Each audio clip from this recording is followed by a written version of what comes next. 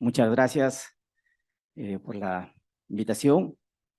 Gracias, señor superintendente. Gracias, funcionarios, compañeros de registro, todos. Gracias, doctor González Loli, por la Gracias a ti. excelente ponencia y además por evidenciarnos lo que en verdad lo vivimos día a día. En efecto, esto tenemos en el registro. ¿Qué está pasando en el registro? Definitivamente no es un tema nuevo.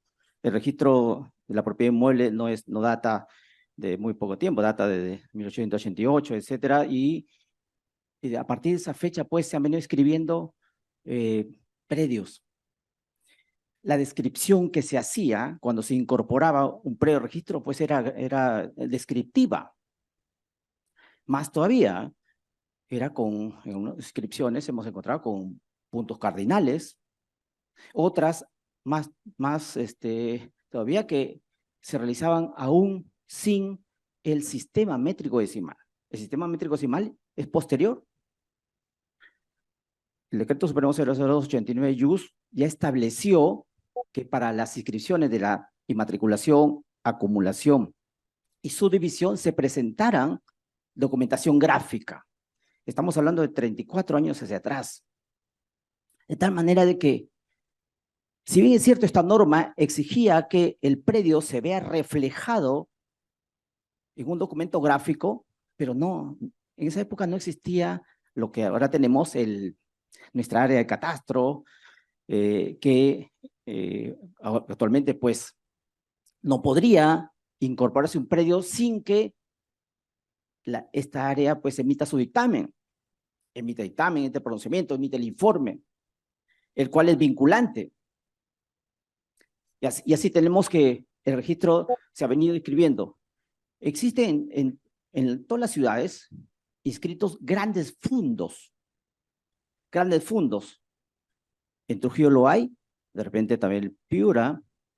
Trabajé en Chimbote y también hay grandes fundos que se inscribieron muchos años, en los años 30, por ejemplo, bajo los reglamentos que aprobaba la Corte, el Poder Judicial. De tal manera que estas descripciones implicaban que lo que se hacía, pues, cuando alguien vendía una fracción de ese predio, pues lo que se hacía era un asiento de reducción diaria. Y vamos descontando. Se iba descontando a veces tanto que seguían entrando los títulos de ese predio y ya no había área. Ya no había área por descontar. De tal manera que eso que implicaba que probablemente haya habido por ahí una doble venta. Nuestro sistema de transferencia de propiedad en nuestro país, pues, definitivamente tampoco ayuda mucho porque es un sistema declarativo de derechos. Es decir, normativamente no exige una obligatoriedad de la inscripción. Sin embargo, para efecto de la seguridad jurídica, sí se debe inscribir el registro. Así lo ha señalado hasta el Tribunal Constitucional. De tal manera de que, si bien es cierto, el derecho de propiedad goza de protección constitucional, es decir, lo que señala la Constitución, que el derecho de propiedad es inviolable, el Estado lo garantiza. Este es un precepto muy bueno. Sin embargo, ¿cómo es que la institución a cargo de registrar esos derechos luego publicita que esta base que es el predio, pues difiere de la realidad en el aspecto de sus características físicas? Tenemos predios cuyas características o cuyos linderos no corresponden, están inscritos pero no corresponden a la realidad. Y según los ciudadanos, el predio nunca se movió, nunca, la pared que está allí nunca fue movida, nunca fue cambiada. Un caso, por ejemplo, que le quiero mencionar, ¿no? Un caso de un predio de 65 metros cuadrados. Un señor heredero, ¿no? Heredero de su señor padre, que había estado ocupando ese predio ya más de 35 años, pero no tiene documentos. Él ha podido lograr que es propietario de ese mismo y pidió la usucapio. Sin embargo, al pedir un informe de catastro, un certificado de búsqueda catastral, pues resultó siendo favorable, ¿no? Porque indicaba de que, bueno, no había inscripción respecto a ese bien. Sin embargo, cuando ya presentó el título para efecto de la inscripción de este derecho, pues se emitió el informe como que el área, el gráfico se había desplazado y estaría afectando predios colindantes. Un predio de un ciudadano de 65 metros cuadrados que resultaría ser para él el único bien que tiene, su patrimonio. ¿Qué hacer ante esto? El ciudadano es muy importante. Ayer se manifestó que no, si bien es cierto, el registro inscribe y publica derechos, pero no hay que perder de vista al ciudadano. Tras un título que se presenta al registro, hay un ciudadano, un interés, hay una esperanza, una expectativa. ¿Por qué? Porque este hecho de la inscripción va a permitir que luego pueda este bien de repente transferirse, de repente hipotecarse, de repente subdividirse, etcétera, de tal manera que puede asegurarse los derechos sucesivos y además los que lo reciban van a tener la tranquilidad de que su derecho va a estar garantizado. Otro caso que les quiero comentar es el caso de una señora. No recuerdo mucho tiempo, pero hace un tiempo atrás, ¿recuerdan que se estaba permitido retirar toda la CTS? Una señora lo hizo. Y con ese monto, con un poquito de sus ahorros y otro poquito que también pudo retirar de la AFP, pues logró comprar una casa.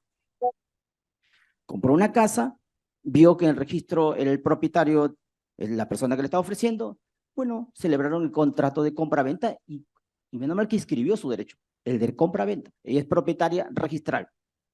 Sin embargo, ella dice, bueno, acá lo que quiero, ya saqué mi CTS, ya saqué la parte de su AFP y sus ahorritos.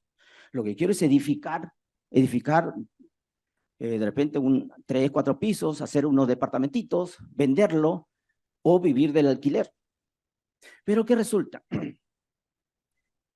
Que con la información del registro, es decir, la partida registral, el título archivado de su compra-venta, pues solicitó que el arquitecto a cargo de esta obra, pues le diseñe un edificio. Le diseñe un edificio. Fíjese, habían contratado ya todos los obreros, la gente operaria para demoler y además edificar.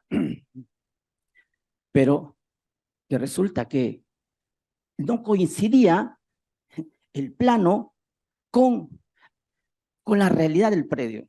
Difería. La decisión de edificar o diseñar la nueva vivienda lo había tomado de la partida registral.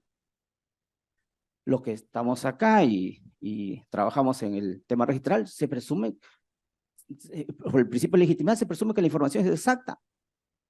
Y la información para diseñar su edificio la tomó de ahí, tanto el área, tanto los linderos, tanto las medidas perimétricas, pero no coincidían. No coincidía. ¿Qué pasó? Difería. ¿Qué hay que hacer? Y eso es lo que ha evidenciado el doctor González Loli.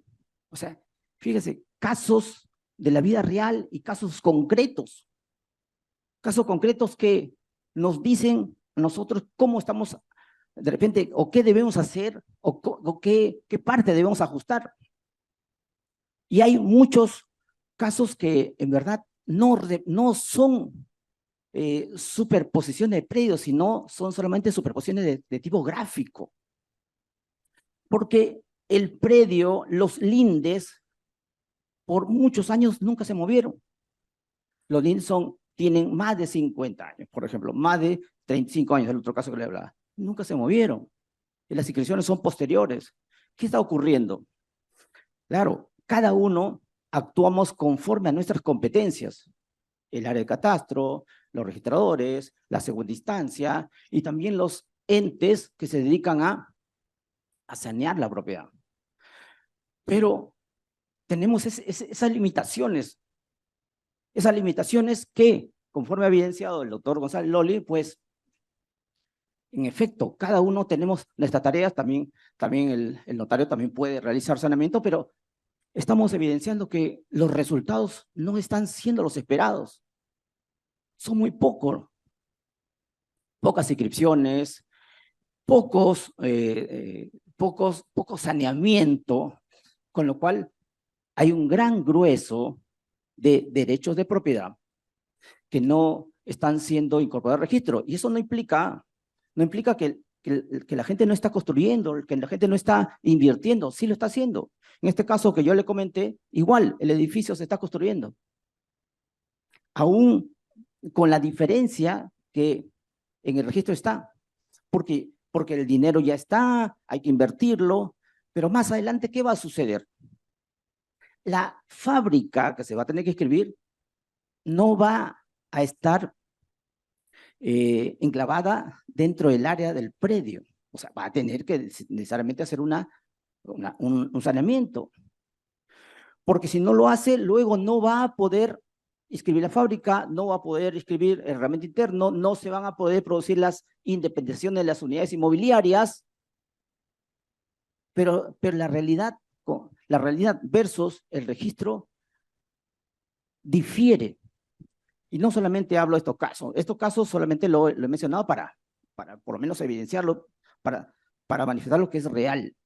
Lo vivimos, se vive, lo sentimos así, y el ciudadano, ¿qué está haciendo, no? El ciudadano acude a la municipalidad brinda información, y más, la municipalidad a veces ya no puede hacer más. ¿Por qué? Porque dice, bueno, nosotros hemos levantado la información que le estamos brindando a través de los planos visados es la que corresponde, porque eso sí lo hemos comprobado. Ellos, como manifestaba el doctor González, bueno, sí salen a hacer las mediciones, el registro no, el registro recibe el producto de ellos.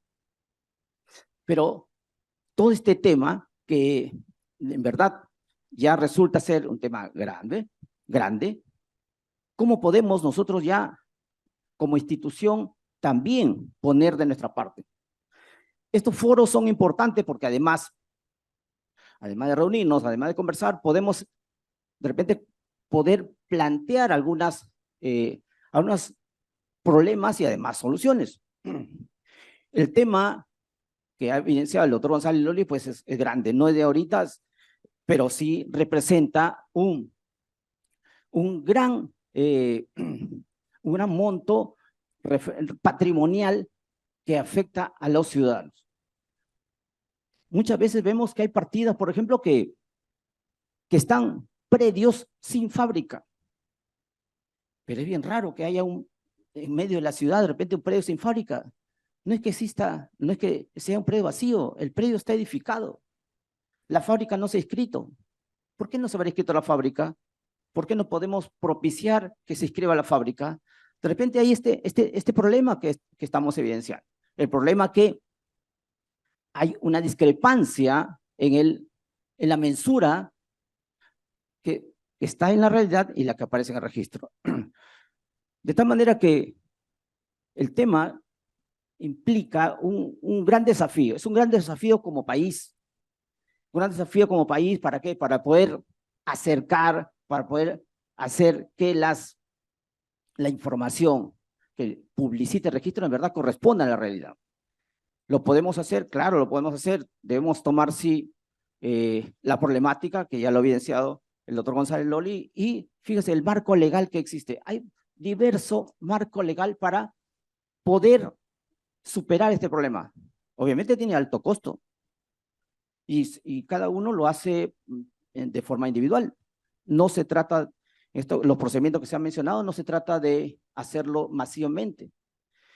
Con el decreto legislativo 667 se pudo avanzar bastante en el tema de la titulación rural, por ejemplo. Ya no está vigente esa norma, Sin embargo, se avanzó con la titulación a cargo del PET, se avanzó bastante. Tal vez pueda, a partir de la norma que permite, la norma autoritativa que permite que el Ejecutivo pueda de repente emitir dispositivos que puedan ayudar a superar este tema, ¿no? Se podría hacer. Sin embargo, definitivamente debemos ser conscientes que esto requiere una inyección fuerte de presupuesto. Por ello que podemos superar este tema, sí. El doctor González Loli lo ha manifestado, de repente no es a corto plazo, no es a corto plazo, pero en la medida de que tomemos decisiones y podamos avanzar, por lo menos de a pocos, sí lo lograremos. De repente, la idea es que, por ejemplo, el CADER 22, algo se puede decir, de repente, qué cosa se ha avanzado. Si podemos avanzar algo, también cerraríamos las brechas, ¿no? Esas brechas que tanto nos afectan y nos hace, pues, diferente en el sentido de que hay personas que sí pueden, de repente, realizar sus transacciones y dejar sus bienes en garantía, por ejemplo, y otras personas que no. Las instituciones financieras siempre esperan que su garantía, la mejor, sea la hipoteca. Sin embargo, si un derecho no está registrado o está deficientemente registrado, siempre van a procurar de que estas anomalías se superen para poder definitivamente hacer los desembolsos y recibir ese bien en garantía. Bueno, esto es lo que quería manifestarles. Muchas gracias por su atención.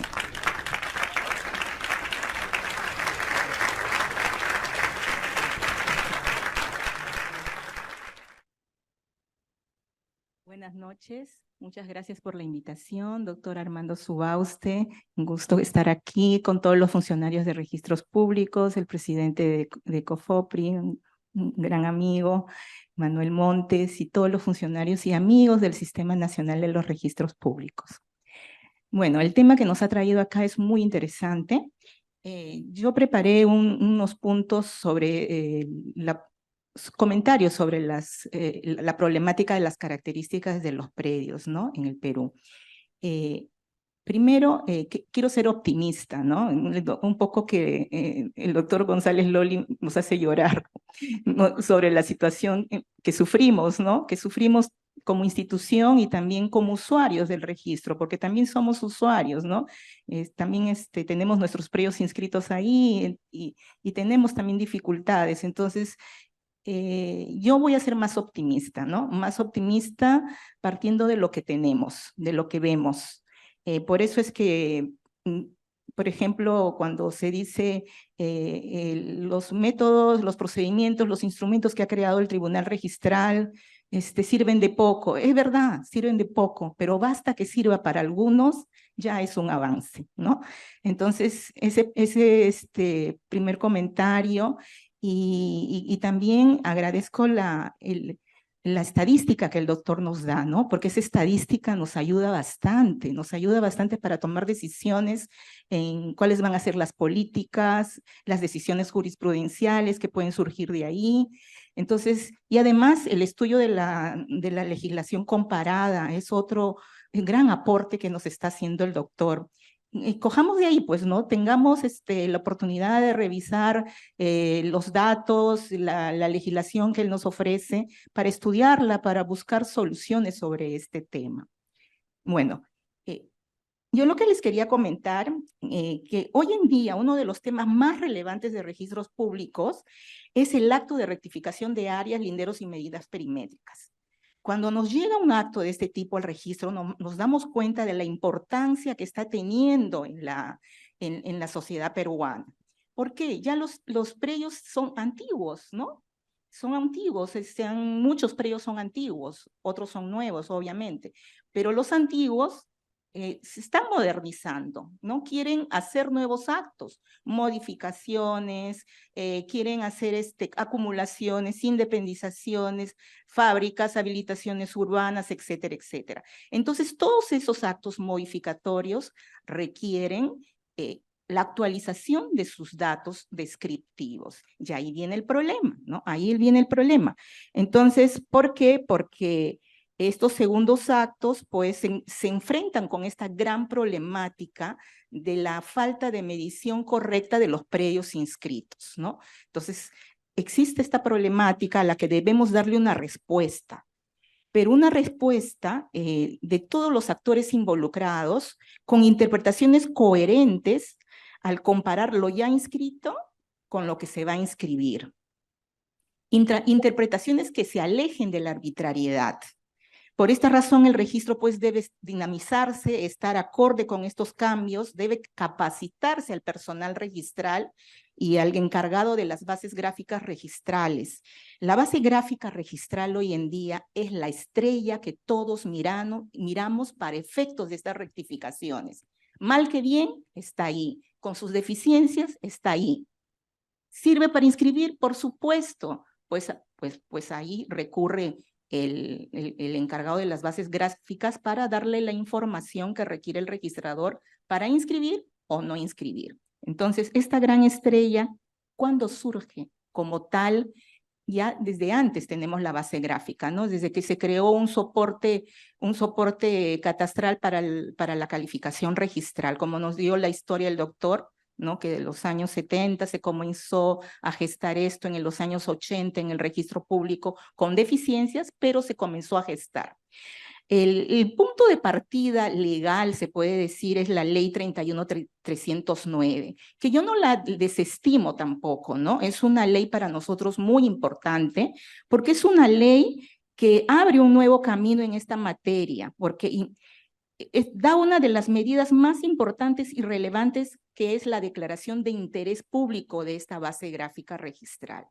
Y esto nos hace pues a nosotros mirarlo con otros ojos, ¿no? Decir, oye, no, pero si te tiene interés público, pues mirémoslo con esa voluntariedad, ¿no? Entonces su definición es trascendental. Si bien ya esta definición estaba en normas de SUNAR internas, esta definición que esté en una ley, pues nos hace ver como operadores del registro que tiene pues una connotación ya de por sí, por el hecho de que sea en su propia descripción, están sus propias limitaciones, pero limitaciones que no por eso no van a servir en la calificación, ¿no? Recordemos pues que es un sistema de información registral estructurado y organizado, constituido por las bases de datos gráficos y alfanuméricos automatizados de predios inscritos en el registro de predios, a partir de la información técnica que obra en los títulos archivados elaborados sobre una cartografía base. Información técnica, dice, que están en los títulos archivados. Ya de ahí nomás vemos la falencia de la base gráfica, ¿no? Porque información técnica no lo tienen todos. Lo que sí tienen todos es base registral o datos descriptivos legitimados, o por lo menos, no totalmente en su descripción, pero sí alguno de ellos. ¿No? Entonces, esta base gráfica registral, ya nos dijo el doctor González Loli, no genera catastro. Y ahí debemos nosotros ya poner un antes y un después, ¿no? Es lo primero que debemos destacar, ya que se nos mete en la cabeza como operadores registrales y como también usuarios del registro, que el registro público no genera catastro, no lo llamemos más catastro, ¿no? Los únicos que generan catastro son los entes generadores de catastro.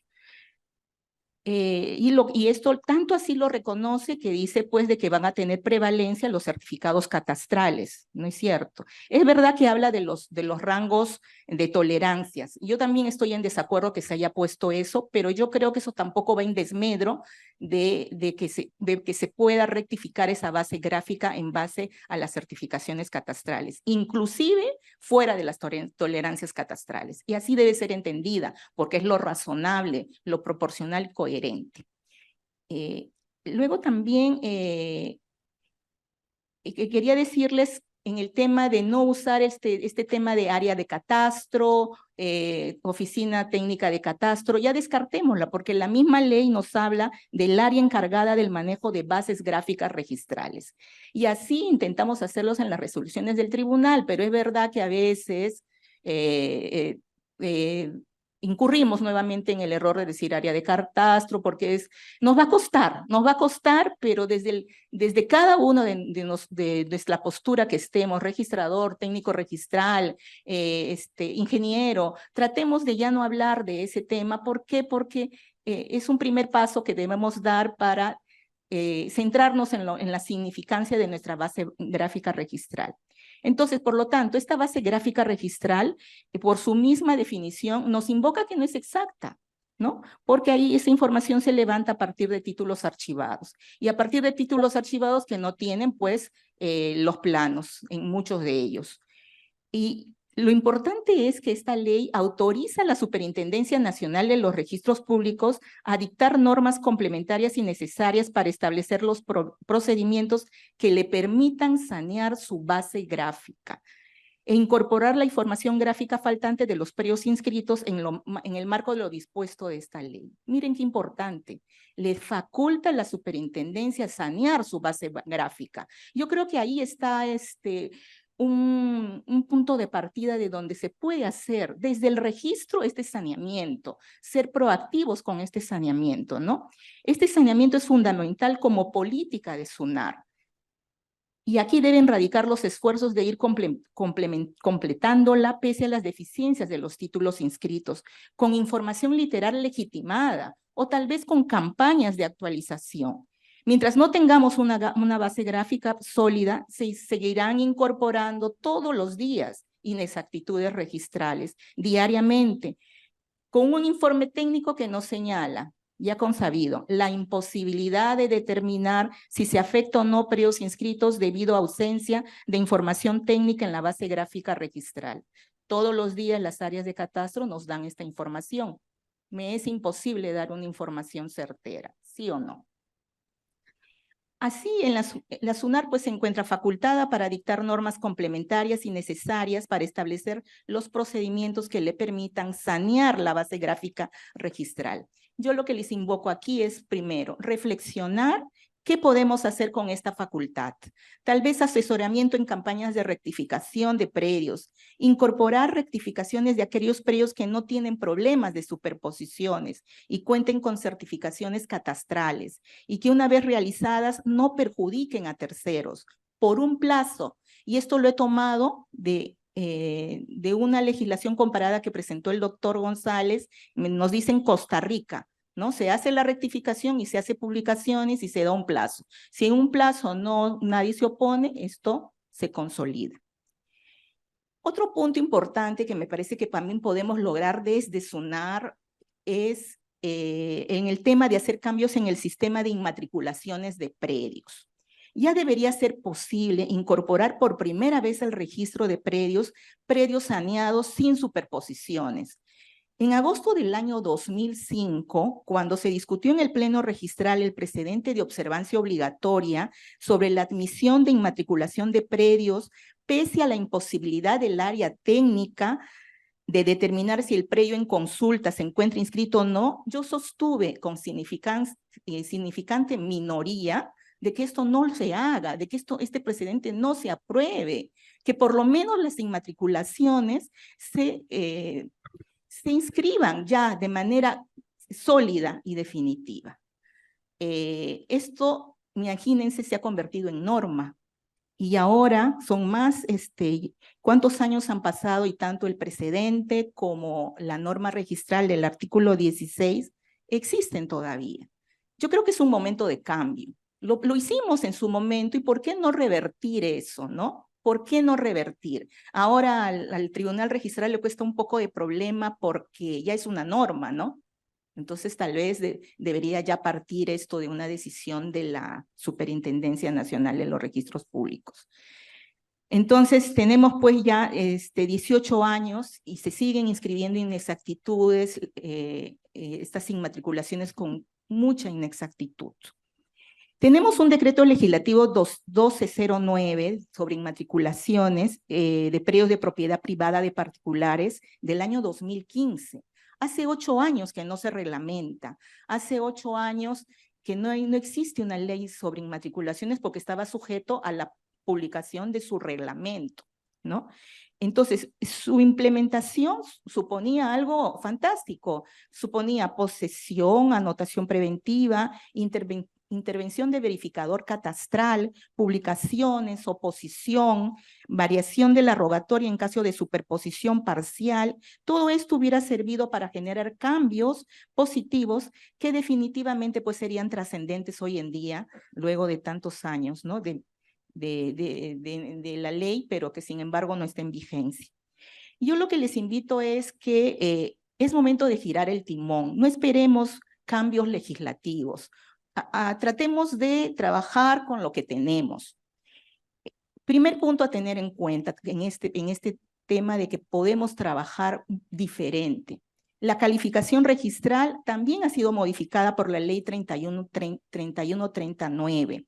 La calificación registral hoy en día dice que se complementa con el apoyo del área encargada del manejo de las bases gráficas registrales, lo que no implica una sustitución en la labor de calificación por parte de las instancias registrales. Miren qué importante es esto. ¿Qué quiere decir? Que el registrador ya no más se debe guiar a pie juntillas, a ojos cerrados de lo que le diga el área técnica. ¿Ok? Entonces, en el acto de calificación, además, el registrador debe propiciar las inscripciones. Esto significa que la calificación se complementa con el apoyo muy importante del área encargada del manejo de bases gráficas registrales. O sea, no se imagina un trabajo en predios sin el apoyo de esta oficina. Obviamente que sí, pero hay que analizar ese informe de catastro, ¿no? Las instancias registrales realizan su labor de calificación sobre la base de estos informes técnicos que emitan, pero debe interpretarlos y debe distinguir lo que es verdaderamente técnico de lo que no es, descartando lo que no es obstáculo para la inscripción. Acuérdense que antes nos decía la jurisprudencia, califiquen el informe técnico y distingan ahí lo técnico de lo jurídico.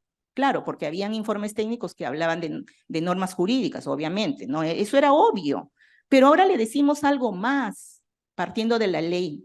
Les decimos, señores registradores, califiquen los informes técnicos descartando hasta cuestiones técnicas que no son relevantes, que no son obstáculos para la inscripción. ¿Ok? Entonces, eso es lo que yo vengo a invocarles, a que sean más proactivos con estos informes técnicos.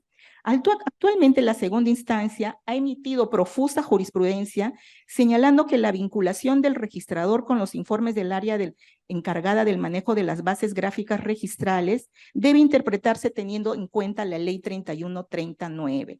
Ya hay mucha jurisprudencia sobre ese tema y les invito a los registradores que no la conozcan, que la apliquen, La calificación registral debe basarse en el principio de pro-inscripción y se debe complementar, no se debe sustituir la calificación con el informe de catastro del área técnica.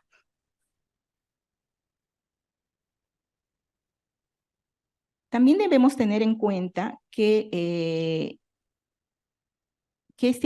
la ley, el artículo 11 del Reglamento de Inscripciones del Registro Predios, así como la directiva de SUNAR 004-2020, SUNAR SCT-DTR sobre los informes de catastro, deben ser interpretados bajo los alcances del artículo 2011 del Código Civil, modificado por la ley 3139.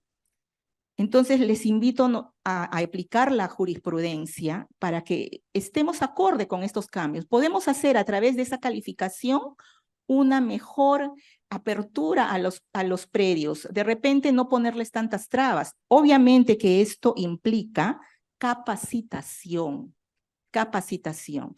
Y debemos capacitarnos y conocer los registradores, los miembros de la segunda instancia, debemos hacer lectura de planos, que nos capaciten en lecturas de planos, en cartografía base, no solo la oficial, la temática, conocer el tema de cartografías de áreas intangibles, de dominio del Estado, georreferenciaciones por coordenadas, cuadrículas o elementos geográficos no perecederos sobre la cartografía que utiliza la oficina técnica, el Google Earth, todas estas todo esto que nos pueda permitir conocer verdaderamente al polígono, de tal manera que podamos nosotros tener nuestra propia opinión como registradores frente a ese informe técnico, porque a veces nos vemos avasallados, creemos que todo lo del informe técnico es técnico y ya no queremos ni mirarlo porque decimos, yo no sé nada de esto, no sé nada de esto y como no sé nada, lo acato.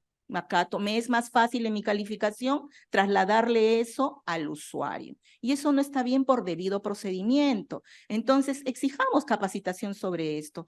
Los españoles, por ejemplo, los registradores se han capacitado en esto. Ellos constantemente están capacitándose en nuevas cosas que pensaban ellos que originalmente no iban a conocer, ¿no? Sin embargo, ahora, bien que saben todo lo que es la cartografía base, las ortofotos, o sea, es una cosa increíble cómo eso te cambia la perspectiva y la visión de cómo podemos analizar esos informes de catastro. Entonces, esta capacitación es imperiosa, es necesariamente imperiosa.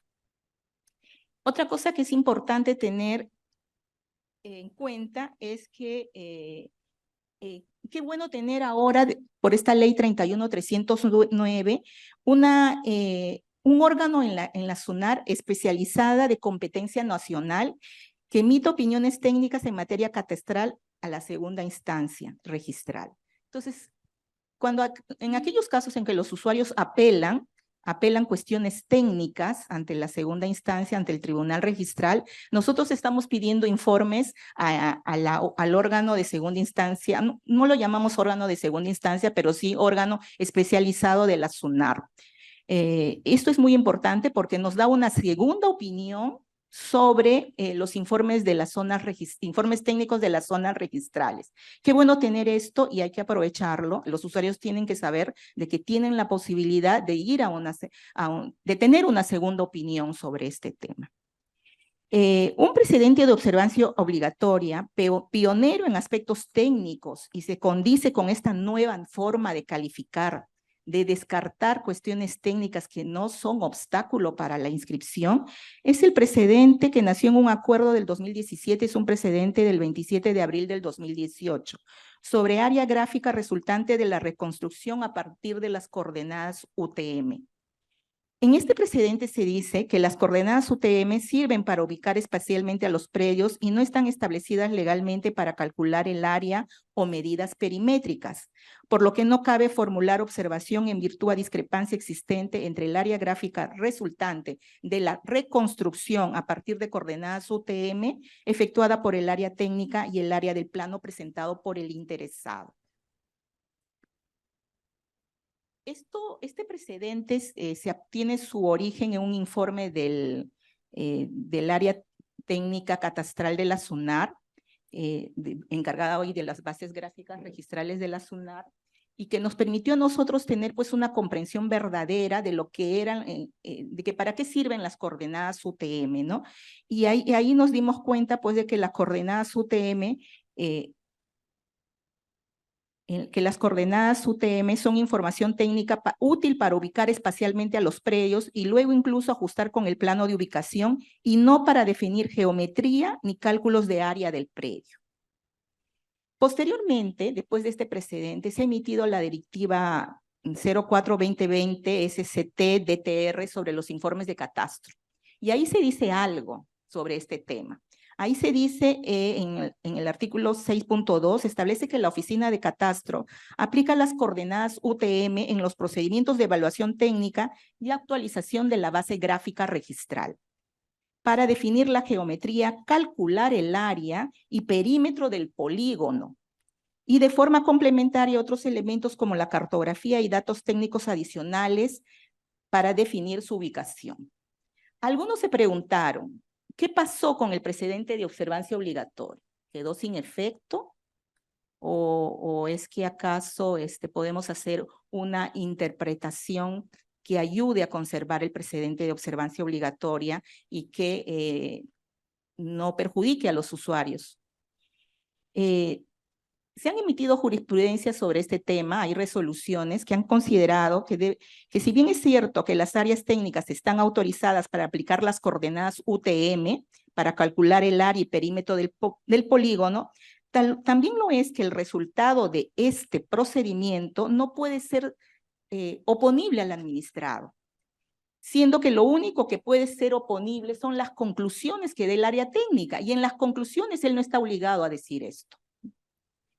Entonces, hay que tener en cuenta por eso que esas conclusiones a las que arriba el área técnica pues tienen que ser evaluadas por el registrador, dado que sus informes constituyen una herramienta de apoyo y complementario a la calificación registral de conformidad con la 3139, ¿no? Entonces, tenemos pues que interpretar en esto y descartar cuestiones técnicas que no están para obstaculizar, ¿no?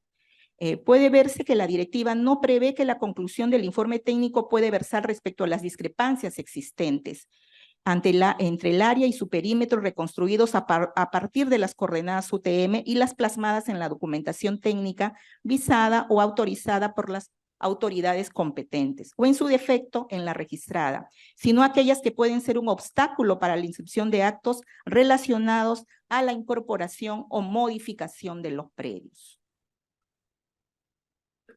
En ese sentido, pues hay que tener en cuenta este tema de las coordenadas UTM, que sí son esenciales para la ubicación espacial de los predios, así como posibles superposiciones o implicancias respecto de predios colindantes, y no para establecer con certeza el área del predio o medidas perimétricas de un predio. Por lo tanto, no formulemos observaciones basadas en esto que nos dice el área técnica.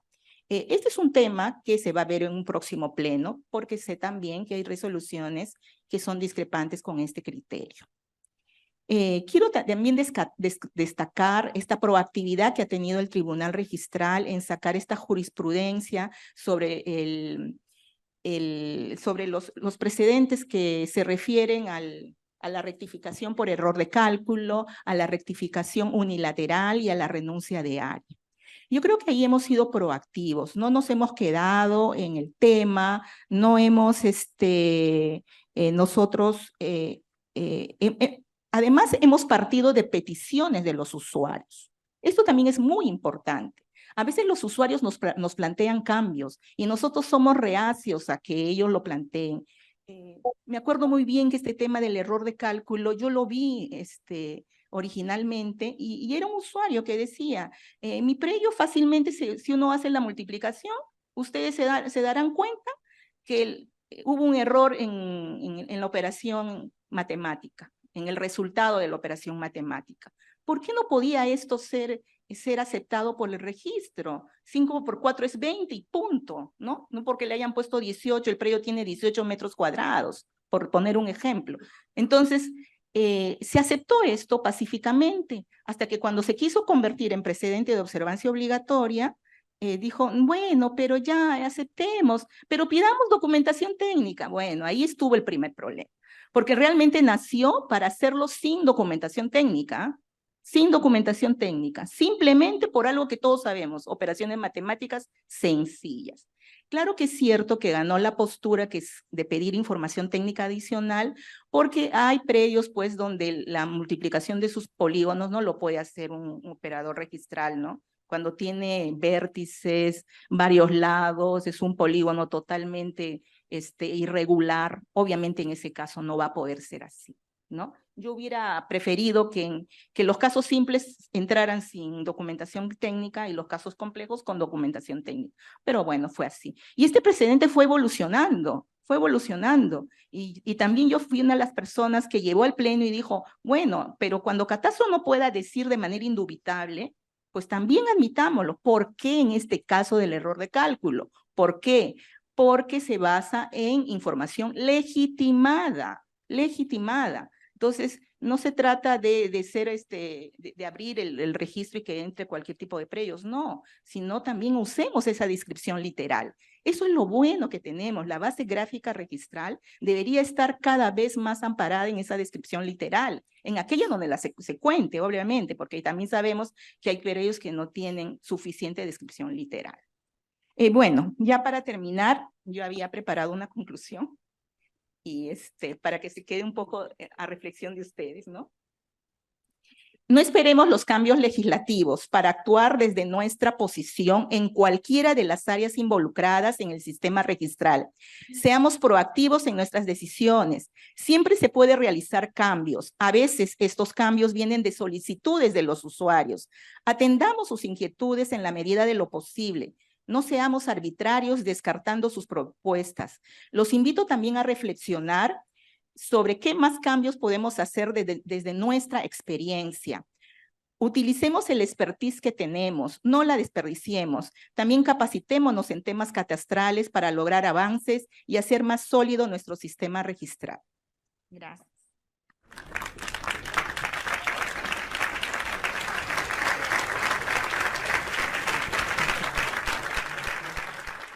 Doctor Loli, lo dejamos en el uso de la palabra para sus comentarios finales a lo expresado por los panelistas. Lo escuchamos. Bueno, en primer lugar, agradecer a los panelistas porque sus comentarios han sido muy completos y en verdad no discrepo, sino comparto la posición de ambos. Y voy a comenzar con mi buen amigo Tito, a quien he tenido la ocasión de conocer tanto en su función como vocal, como registrador, también en la maestría de Universidad de Señora Zipangue, ¿no? Que tuvimos la ocasión ahí de dar cátedra. Me parece muy importante primero su enfoque, ¿no? Él comenta y parte del ciudadano. Y parte del ciudadano y al hacerlo nos hace conocer, en verdad, pues que estos problemitas que parecieran tontos, ¿no? De, oye, yo necesito invertir mi inmueble y por una supuesta superposición existe y que es muy difícil desvirtuar, estoy perdiendo la inversión de mi vida. Y cuando no hay duplicidad, cuando hay una situación de este tipo, que verme enfrentado a un proceso judicial 6, 7 años, o mejor de hecho, a la propiedad 10, 12 años. Entonces, es importante, sobre todo, y tengo el gusto de saber cuál es la visión de la nueva, de esta gestión, y bueno, de varias, pero en especial de esta gestión, que tiene que sonar de un servicio al ciudadano, que no es lo que se quiere, ¿no?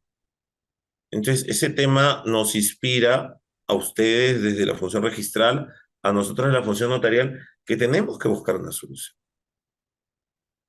Entonces, y claro, podríamos pasarnos todas las horas que quedan del Congreso y los aburriríamos mucho contando todos los distintos casos que se nos van a ocurrir de superposiciones, de duplicidades, inexactitudes y todos los que puse en una de las láminas que había ahí.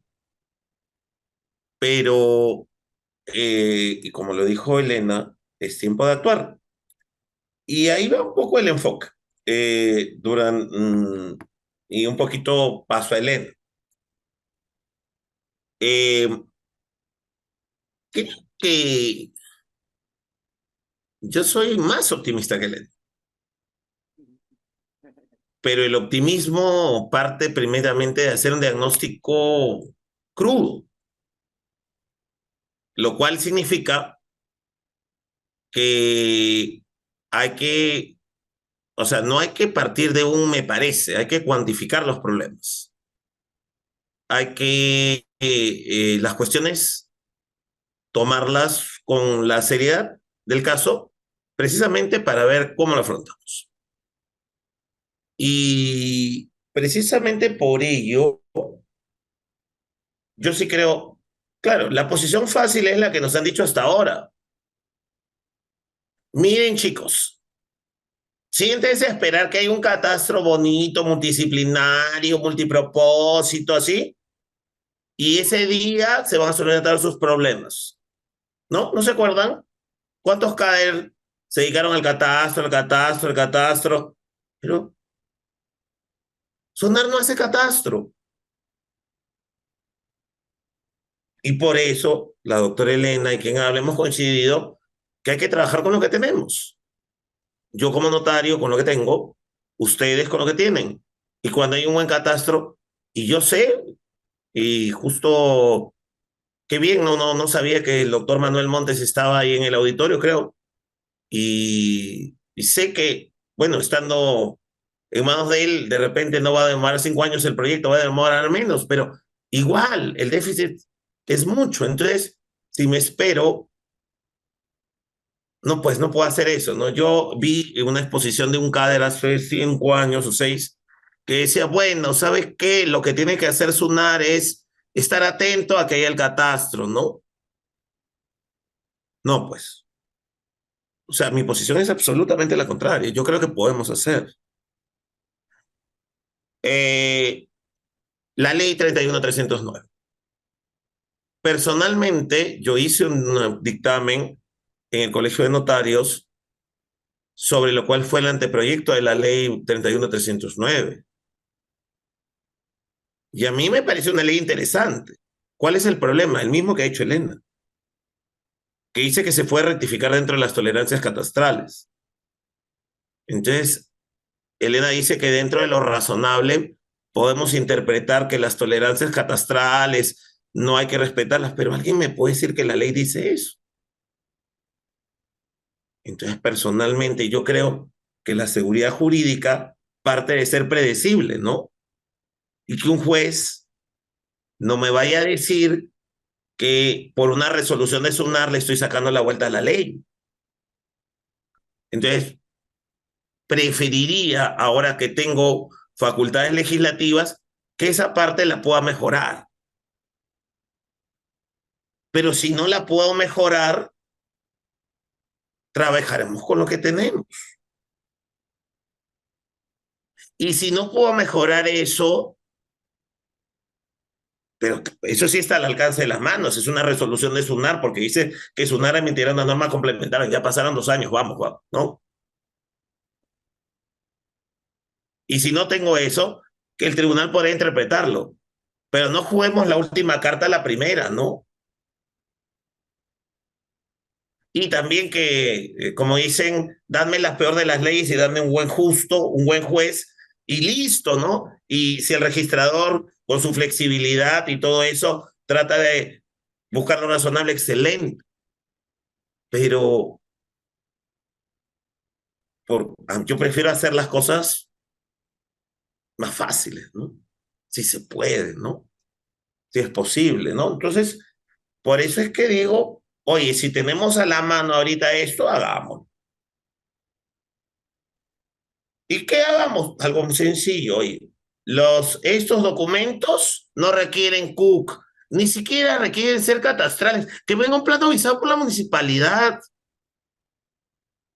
Mientras no esté claro que hay superposición, que se escriba. A la nada. Y vamos adelante. Y no que sea un 4%, 5%. Y además se aplica la tolerancia a la duda si hay superposición o no.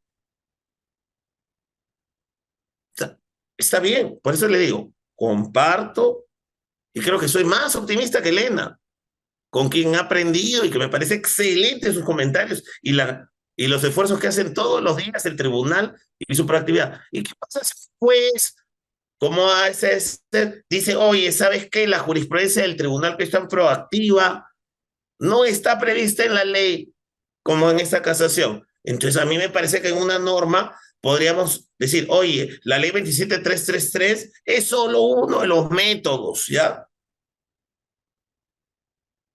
Y no inhibe las demás jurisprudencias o cosas y las reconocemos mejor. ¿Por qué? Porque la seguridad jurídica también es eso.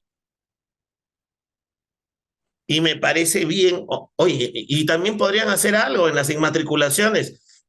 El precedente está bien. Ya, si hay un precedente del 2005 que dice que cuando no sabe si el área no está inmatriculada y no, bueno, en favor del ciudadano, porque yo no le puedo trasladar la cosa de registro, pero ponlo en el asiento que estás inmatriculando algo que sabes que tienes duda, al menos para que quien compra eso sepa que la información es de baja calidad, ¿no?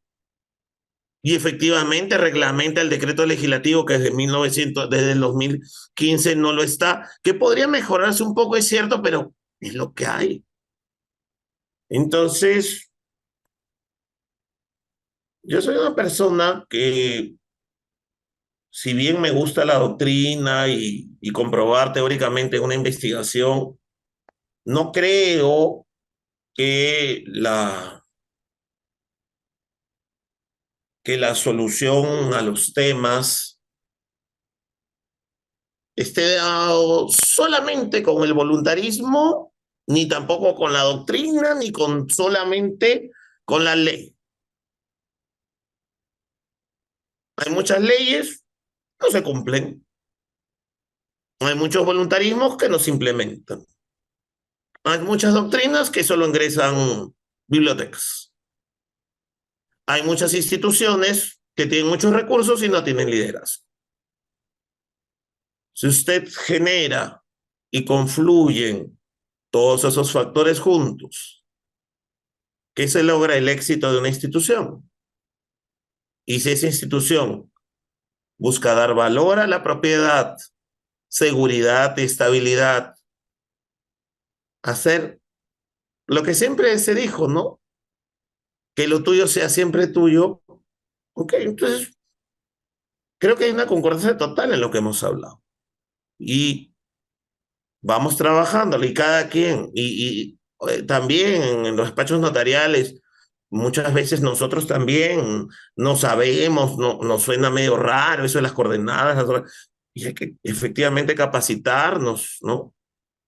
Pero cuando hay por lo menos 6 o 7, 8 normas dispersas, el mismo tribunal se pregunta cuál era el último norma y esto se vuelve un arte de iniciados. Un día hablaba con un abogado que me preguntaba, oye, entonces, ¿cómo se tramita el saneamiento? Hay por acá, y esta norma, y la otra, el catastral, y la tolerancia, esto. ¿No podrían en un momento unificar, ¿no? Hacerlo más claro. Y eso también es otro tema. Vivimos en los tiempos en que una sociedad democrática y constitucional de derecho, también las normas no pueden ser, o los conocimientos accesibles solo a los iniciados, a los que somos expertos, ¿no?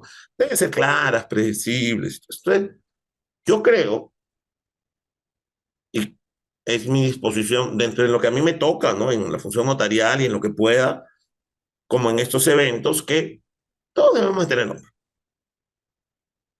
Y, por ejemplo, alguna vez creo que hablaba con el doctor Subauste, cuando creo que no era su presidente, me decía, oye, ¿por qué la base gráfica registral no es accesible a las personas, ¿no? Si es referencial, ¿por qué me van a cobrar por ella? No, con un visor, algo, ¿no? Para que las personas la puedan, aunque sea verificar, ¿no? Por si acaso, ¿cómo estoy, no? Claro, y después vamos a ir avanzando, ¿no? Y efectivamente, pues es cierto, como ha hecho Elena, pero primero, a ver, a las personas que piden nuestros servicios, démosle la mayor flexibilidad en la atención. 2, después ya veamos procesos masivos, como se dijo, como en Costa Rica, no, oye, tal distrito, a ver, vamos a esto, a tal parte, y ya vamos. Y después, oye, si ya avanzaron en alguna zona de catastro, hay que ver la prevalencia e ir avanzando. Porque, como decían, caminante no hay camino, se hace camino al andar. Pero no puede ser que, no sé, pues no sé si yo pueda estar de acá a 25 años en el CADER 2048. No lo sé, espero. Pero no puedo, no quiero pensar que sigamos diciendo que al menos no lo intentamos. Porque si lo intentamos, y aunque sea que no consigamos el 100% del objetivo y nos atrevemos con el deseo de hacerlo mejor para lo que ha sido siempre la inspiración de la SUNAT, a la cual sigo queriendo como la institución en la que me formé en esto, yo creo que habremos cumplido nuestros objetivos. No, creo que ya me excedí muchísimo en tiempo. Muchísimas gracias nuevamente y mis felicitaciones a los panelistas y mi agradecimiento también nuevamente a Armando, al superior superintendente, al jefe de la zona y a todos ustedes mi agradecimiento. Hasta otra ocasión. Muchas gracias. Agradecemos a nuestros panelistas y conferencistas por compartir sus valiosos puntos de vista sobre las reformas para el saneamiento de predios inscritos y los invitamos al centro del escenario para una fotografía que quedará en la memoria de este evento.